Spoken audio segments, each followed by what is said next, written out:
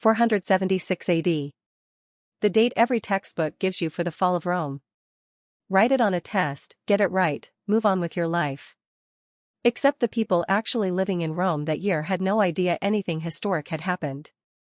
No headlines. No panic. Life went on.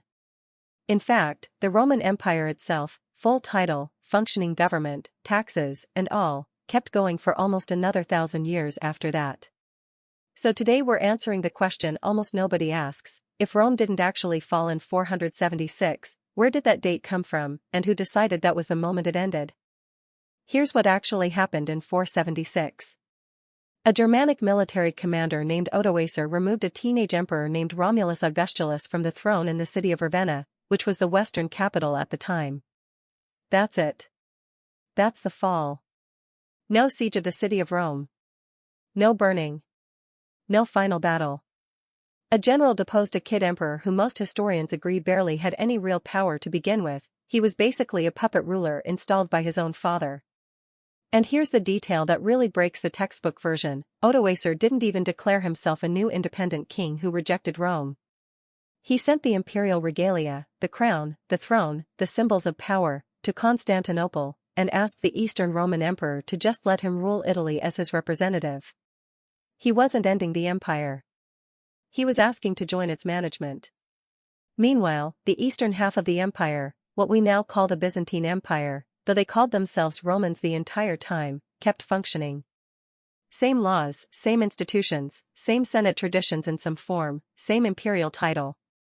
That empire didn't end until 1453, when Constantinople finally fell to the Ottomans. So somewhere between a teenager got removed from a regional throne and the actual empire finally collapsed after another 977 years, we landed on one clean, dramatic date. Where did that come from? The answer is a British historian named Edward Gibbon, and one enormous, incredibly influential book. In 1776, yes, that year rings a bell for other reasons too, Gibbon published the history of the decline and fall of the Roman Empire. It became one of the most influential history books ever written, and it's the reason the phrase Fall of Rome exists in the popular imagination at all. Gibbon needed an ending. A 6-volume, 1,000-year narrative needs a dramatic final chapter, and 476 gave him one, the last Western emperor, gone, replaced by a barbarian king. It's a clean, symbolic, satisfying story beat. The problem is, Gibbon was writing 1,300 years after the fact. With a very specific narrative agenda, he framed Rome's decline as a slow moral and institutional rot, partly blaming the rise of Christianity for weakening Roman civic virtue, a controversial claim even in his own time. The date wasn't chosen because Romans experienced it as an ending. It was chosen because it made for the best chapter break. And once it was in Gibbon's massively popular book, it got copied into textbook after textbook, for 2.5 centuries, until it just became the answer, even though most historians today think it's the wrong one. So if not 476, what's the real story? Most modern historians describe Rome's ending not as a single event, but as a centuries-long process of transformation. Some now avoid the word fall entirely and use transformation instead. Here's a more accurate timeline. The empire had already been splitting administratively since 285 AD, when Emperor Diocletian divided it into western and eastern halves just to make it governable. It had simply gotten too large for one person to run. In 410, the city of Rome itself was actually sacked by Visigothic forces led by Alaric, a genuinely historic, traumatic event that shook the Mediterranean world. Saint Jerome, writing at the time, described it as apocalyptic. If you wanted a dramatic single date, honestly, 410 has a much stronger claim than 476. Economically, the decline was gradual too. Roman currency had been losing silver content and value for over a century before 476, a slow financial erosion, not a sudden collapse. And politically, many of the so-called barbarian kingdoms that formed in former Roman territory, the Ostrogoths, the Visigoths, the Franks, didn't reject Roman culture. They kept Roman law, Roman administrative structures, and even Roman titles, because it was the most functional system available. Rome didn't get destroyed so much as absorbed and repurposed. Meanwhile, the actual continuously functioning Roman state, the Eastern Empire, was thriving. Under Emperor Justinian, less than a century after 476, Rome even briefly reconquered parts of Italy and North Africa. That's not the behavior of a civilization that had already ended. So why does 476 keep showing up in every textbook, quiz show, and trivia app, if historians largely reject it as the real ending? Simple dates are easy to teach and easy to test. The empire slowly transformed over several centuries through economic, military, and administrative decline doesn't fit on a multiple-choice exam. 476 AD does. There's also a deeper cultural reason.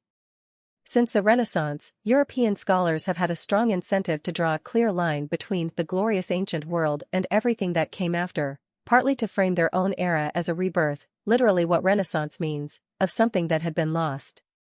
A clean fall date supports that narrative. A messy multi-century transition doesn't. And frankly, empire collapses dramatically in one moment is just a better story than empire slowly reorganizes its bureaucracy over 200 years. Drama sells, in the 1700s and today.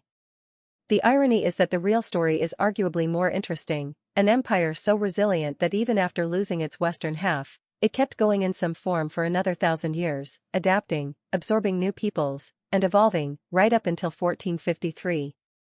If you want a single dramatic date, most historians will point you to 1453, the fall of Constantinople to the Ottoman Empire under Mehmed II. That's when the last continuously governing Roman state, tracing an unbroken line back to Augustus, finally stopped existing.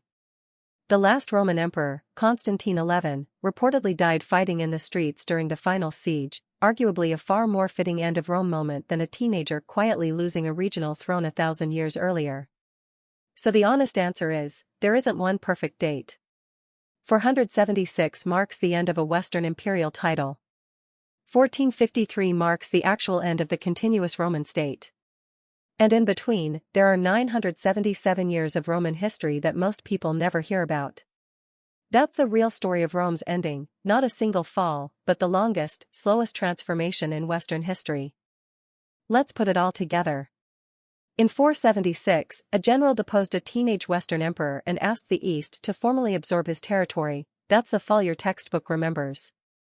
In reality, Rome had already been shaken by the sack of the city in 410, decades of currency devaluation, and an administrative split going back to 285.